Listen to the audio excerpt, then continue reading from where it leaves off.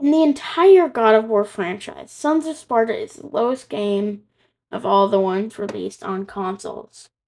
Why? Well, that's what we're going to figure out today.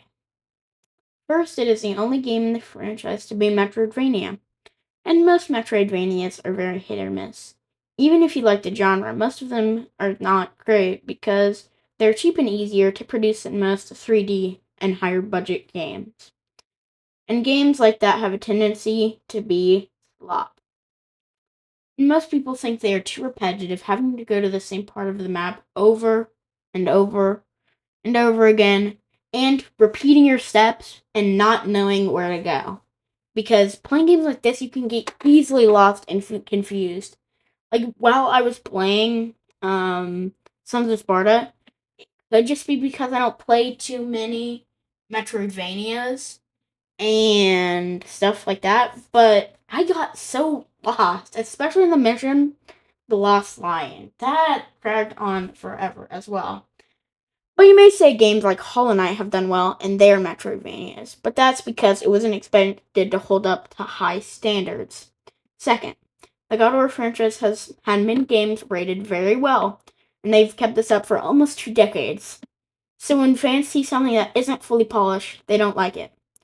God of War Ragnarok was one of the most popular and best games in the franchise, so following up a game like that so good isn't easy. And if this wasn't part of the God of War franchise and had different characters, it would have done much better. Also, this game wasn't marketed and had a shadow drop during the state of play, so only people that knew about it were very hardcore Sony, PlayStation, and God of War fans. And I will say, some people do like this game, and that's okay. And to those people, it's good for you. I really do wish I like it, but I just don't. Third, the story is very unimportant to most. It only shows his childhood, the important details of which we have already known for decades, like how his brother was taken, starting the story of the Ghost of Sparta as we know today. Fourth, the acting is very dry. When I hear Deimos and Kratos talking, it feels so very monotone.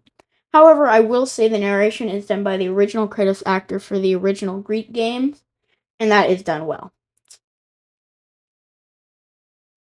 And listening to these people talk for about 10 hours, which is the length of the game, is something I wouldn't wish on my worst enemies.